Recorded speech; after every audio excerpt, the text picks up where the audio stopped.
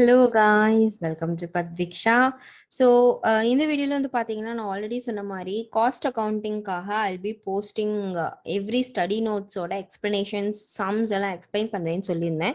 இனிமேல் சிஎம்ஏலேருந்து குரூப் 1லேருந்து பேப்பர் 8, பேப்பர் 7, பேப்பர் 6 இந்த மாதிரி நிறைய வீடியோஸ் வந்து ஐல் பி போஸ்டிங். ஸோ அதில் வந்து முக்கியமாக நம்ம we will be starting the study note 1 introduction to cost accounting நம்ம ஆரம்பிக்க போகிறோம்.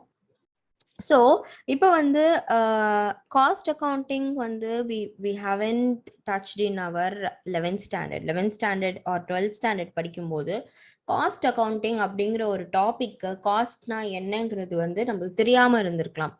Even we step into காலேஜில் கூட காஸ்ட் அக்கௌண்டிங் டாபிக் வந்து நம்மளுக்கு 3rd இயர்ல தான் நம்மளுக்கு we will be seeing or else 2nd இயர்ல தான்.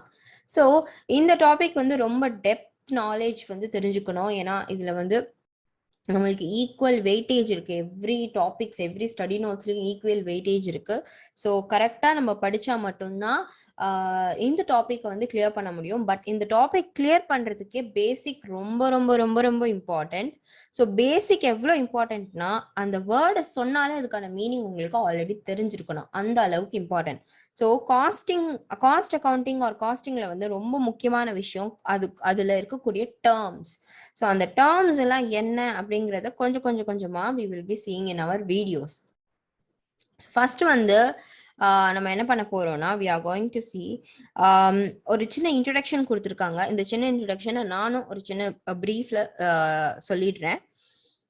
காஸ்ட் அக்கௌண்டிங் அப்படிங்கிறது நம்மளுக்கு தெரியாம இருந்திருக்கு. எப்போனா நம்மளுக்கே வந்து லூகா பாசியோலி 1494 தான் சொல்லியிருக்காரு. டபுள் என்ட்ரி சிஸ்டமா இன்ட்ரடியூஸ் பண்ணியிருந்தார் அவரு. அப்போதான் நம்மளுக்கு எமர்ஜ் ஆக ஆரம்பிச்சது டபுள் என்ட்ரி சிஸ்டம். பட் அது வந்து ஃபினான்ஷியல் அக்கௌண்டிங் இல்லையா? காஸ்ட் அக்கௌண்டிங் எப்படி அதோட பர்பஸ் எப்படி வர ஆரம்பிச்சதுன்னா, சின்ன சின்ன பிஸ்னஸ் வந்து அதோட நீட்ஸ் தெரிய ஆரம்பிச்சது. ஏன்னா நம்ம செலவு பண்றது எவ்வளோ முக்கியம். இப்போ நான் வந்து டபுள் என்ட்ரி சிஸ்டம் வச்சு டெபிட் என்ட்ரி கிரெடிட் என்ட்ரி நான் போடுறேன். ஓகே, அது என்னோட கம்பெனிக்கு தேவை. நான் எவ்வளோ செலவு எனக்கு எவ்வளோ ப்ராஃபிட் இருக்குன்னு தெரிஞ்சுக்கிறது எனக்கு ரொம்ப முக்கியம். ஆனா நான் எவ்வளோ செலவு பண்றேங்கிறதையும் நான் தெரிஞ்சுக்கணும். தட் இஸ் டோட்டலி இம்பார்ட்டன்ட் இல்லையா? ஸோ அதனால இம்பார்ட்டன்ட் எல்லாம் ரொம்ப எமர்ஜ் ஆக ஆரம்பிச்சு, டெவலப் ஆக ஆரம்பிச்சு, காஸ்ட் அக்கௌண்டிங் நிறைய க்ரோ ஆக ஆரம்பிச்சுது நம்மளோட கண்ட்ரியில. அண்ட் காஸ்ட் ஸ்டாண்டர்ட்ஸ், அதோட அனாலிசிஸ், கண்ட்ரோல் இதெல்லாம் வந்து பார்த்தீங்கன்னா அதுக்கான இம்பார்ட்டன்ஸ் நிறைய பேருக்கு தெரிய வர ஆரம்பிச்சு பண்ணாங்க. அதோட இம்பார்ட்டன்ஸ் எப்படி தெரிய வர ஆரம்பிச்சதுன்னா, ஃபியூ ஃபேக்டர்ஸ் இருக்கு. அந்த ஃபேக்டர்ஸ் நம்ம பார்க்கலாம். ஸோ ஃபர்ஸ்ட் ஃபேக்டர் வந்து limitation placed on financial accounting. Financial அக்கௌண்டிங்ல இருக்கக்கூடிய லிமிடேஷன்ஸ் இருக்கும் இல்லையா, டிமெரிட்ஸ், டிராபேக்ஸ் அதெல்லாம் தெரிய காஸ்ட் அக்கௌண்டிங் எவ்வளோ இம்பார்ட்டன்ட்னு நமக்கு தெரிய ஆரம்பிச்சது.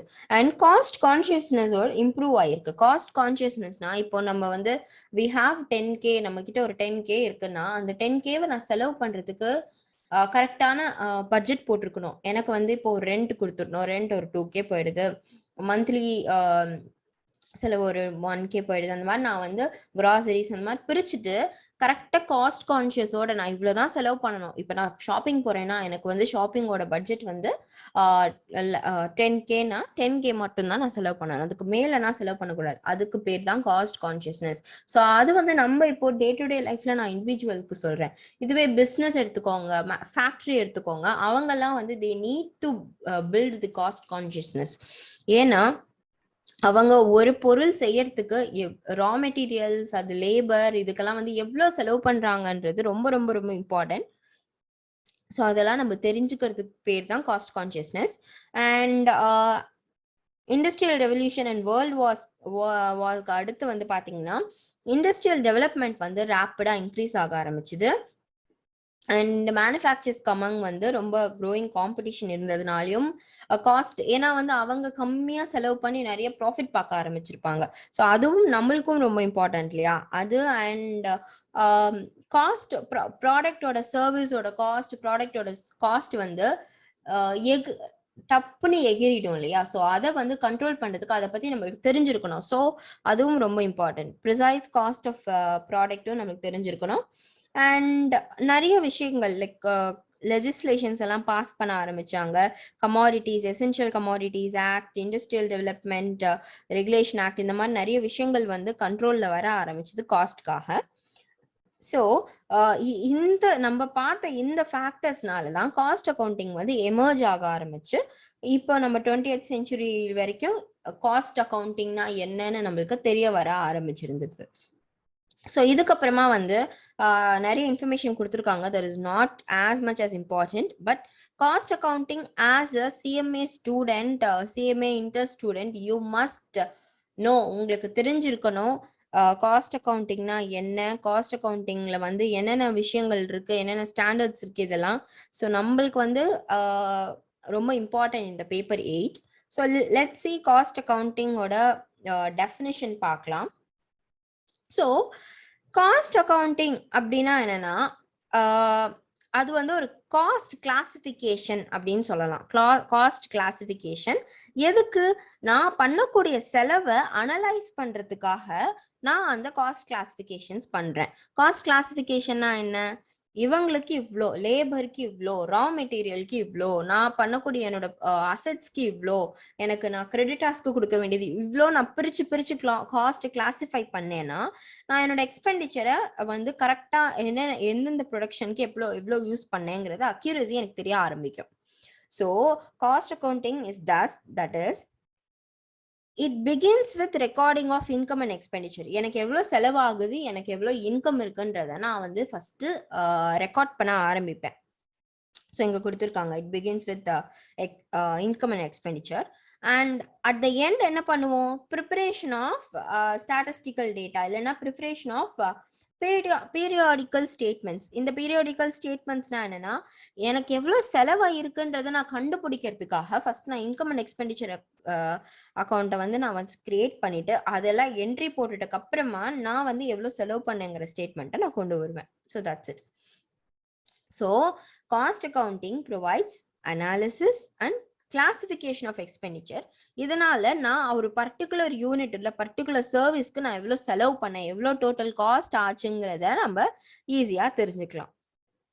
So with reasonable degree of accuracy and at the same time disclose of exactly how much, எவ்வளோ நான் அந்த இப்போ நான் ஒரு ட்ரெஸ் செய்யறதுக்கு எவ்வளோ நான் செலவு பண்ணேங்கிறத ஈஸியாக தெரிஞ்சுக்கலாம். இதுக்கு ஒரு எக்ஸாம்பிள் கொடுத்துருக்காங்க. It is not sufficient to know that cost of one pen is 25 rupees, but the management is also interested to know the cost of material used, the amount of labor and other expenses incurred as to control and reduce its cost. இப்போ ஒரு management இருக்கு, factory நடத்திட்டு இருக்காங்கன்னா ஒரு pen 25 rupees ஆகுது செலவு பண்ண அப்படின்றது மட்டும் தெரிஞ்சுக்கிறது வேஸ்ட். 25 rupees காஸ்ட் கிளாசிஃபை பண்ணி தெரிஞ்சுக்கணும். மெட்டீரியலுக்கு எவ்வளோ ஆச்சு, லேபருக்கு எவ்வளோ ஆச்சு, அண்ட் அதர் எக்ஸ்பென்சஸ், வேற வேற எக்ஸ்பென்சஸ் எவ்வளோ ஆச்சுன்றது தெரிஞ்சுக்கிட்டா அதுல எவ்வளோ குறைக்க முடியுமோ அவ்வளோ நம்ம குறைச்சு we can reduce the cost. So இதனால நம்மளுக்கு it establishes budgets and standard costs and actual cost of operation. இதனால நம்மளுக்கு இவ்வளோ விஷயங்கள் தெரிய வருது. இப்போ நான் இருக்கிற ஃபண்டை எப்படி ப்ராஃபிட்டபிளா யூஸ் பண்ண முடியும். So thus cost accounting na என்னன்னா quantitative method that collects, classifies, summarizes and interprets information for product costing, operation planning and control and decision making. நீங்க உங்களோட டெஃபினிஷன் நீங்க வந்து எழுதணும் அப்படின்னு நினைக்கிறீங்கன்னா இது வந்து ரொம்ப இம்பார்ட்டன்ட். இந்த பேரா வந்து இந்த லைன் வந்து ரொம்ப இம்பார்ட்டன்ட். ஸோ இப்போ நான் பேசிக்கா காஸ்ட் அக்கௌண்டிங்னா என்னன்னு கத்துக்கிட்டோம். So basic one we have learnt. So இப்போ வந்து நம்ம காஸ்டிங்னா என்னன்னு தெரிஞ்சுக்கணும். காஸ்டிங்கிறது காஸ்ட் அக்கௌண்டிங், காஸ்டுக்கான அக்கௌண்டிங் என்னன்னு தெரிஞ்சுக்கிட்டோம். காஸ்டிங்ன்ற வேர்டுக்கான மீனிங் என்னன்னு தெரிஞ்சுக்கணும் இல்லையா? ஸோ இது என்னன்னா, it is a technique and process of ascertaining per unit of cost of goods and services. ஒரு யூனிட்க்கு எனக்கு எவ்வளவு செலவாச்சு. இதுக்கு for example, if the cost of producing a product, ஒரு ப்ராடக்ட் ப்ரொடியூஸ் பண்ணதுக்கு சே 200 ரூபாய் செலவாகுது.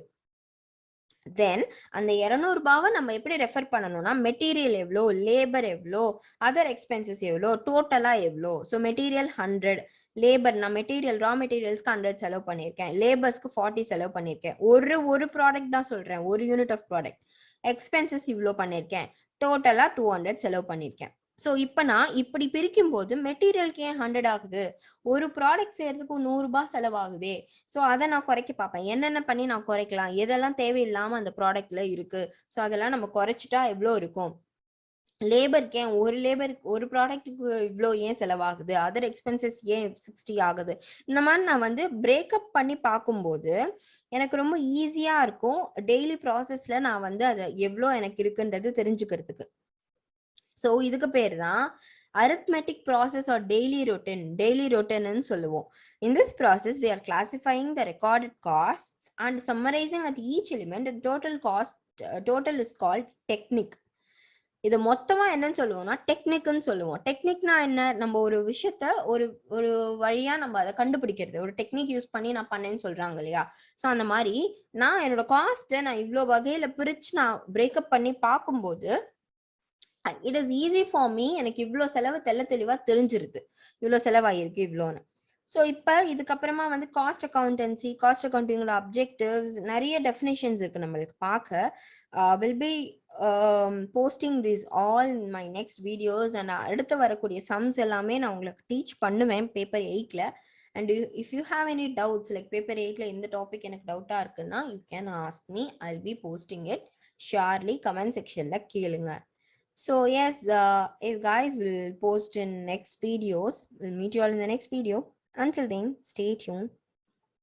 Bye.